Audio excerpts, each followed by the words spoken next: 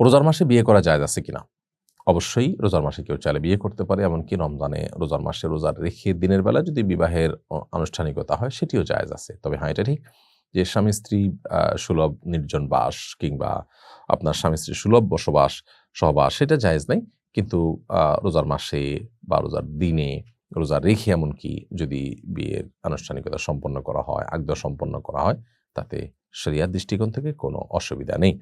মূলত বিয়ে এমন একটা আমল যে আমলটা সারা বছর জুড়ে যেকোনো সময় করা যায়। শুধুমাত্র এহরামরত অবস্থায় কেউ যখন হজ বা উমরা করতে যান তখন এহরামরত অবস্থায় তিনি বিবাহের আ প্রস্তাব দিতে পারেন না, প্রস্তাব গ্রহণ করতে পারেন না। যদিও এ বিষয়ে ফুকাহা কেরামের মধ্যে ভিন্ন মত আছে।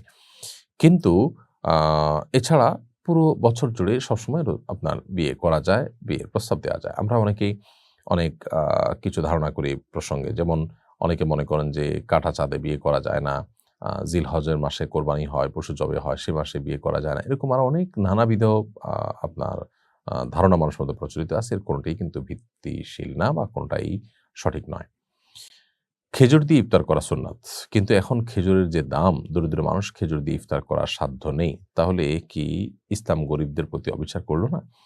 আ দেখুন, ১ম কথা হলো যে খেজুর দিয়ে ইফতার করা সুন্নাত। আ সুন্নাত মানে এই না তো যে ফরজ। যদি কারো সামর্থ্য না থাকে তিনি পানি দিয়ে ইফতার করবেন অথবা ইফতার না করবেন। যার কিছুই নাই তিনি কি করবেন? আ বহু মানুষ ছিলেন সাহাবীদের সময় যে তারা খেজুরটা পর্যন্ত পাননি ইফতার করার জন্য। অতএব ইসলাম তো আপনাকে বাধ্য করে নাই যে আপনি খেজুর দিয়েই ইফতার করতে হবে, নাহলে আপনার গুনাহ হয়ে যাবে। এমনকি আপনি অন্য কিছু দিয়ে ইফতার করলেও আপনার ইফতার হয়ে যাবে এবং রোজা হয়ে যাবে। সো খেজুর দিয়ে ইফতার করাটাই মূল কোনো বিষয় নয়। এবং এটাকে আমরা মানে যতটা খুব আ মানে বড় করে দেখি যে হ্যাঁ, খেজুর ছাড়া ইফতারই হবে না এমন একটা ভাব। এটার কোনো কারণ নাই আসলে। আমরা অন্য কোনো কিছু দিয়ে ইফতার যদি করি, ইফতার হয়ে যাবে। তবে হ্যাঁ, এটা ঠিক খেজুর দিয়ে ইফতার করা সুন্নাহ এবং একইভাবে সাহরিতে ইফতার করা সুন্নাহ। সেটা আমরা অনেকে জানি না। নবী সাল্লাল্লাহু আলাইহি ওয়াসাল্লাম বলেছেন, "নামা সাহুরুল মুমিনি আত-তামর" ঈমানদারের কতই না উত্তম আ সাহরি হলো খেজুর।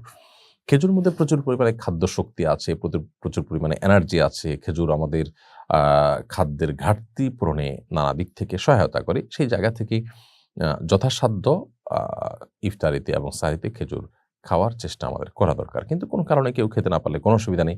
খেজুর ১ টা ২ টা খেলে যে পরিমাণ শরীরে এনার্জি তৈরি হয়, অন্য অনেক ফল বা অন্য খাবার অনেক বেশি খেলেও সে পরিমাণ এনার্জি তৈরি হয় না। এই বিষয়টি এখন নানাভাবে প্রমাণিত।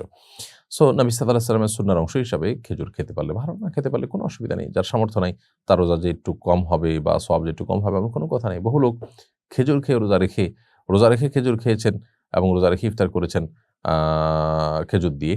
তারপরও তার রোজার মর্যাদা হতে পারে। কেউ খেজুর ছাড়াই সাহরি করেছেন, খেজুর ছাড়াই ইফতার করেছেন, তার কাছে খেজুর ছিল না।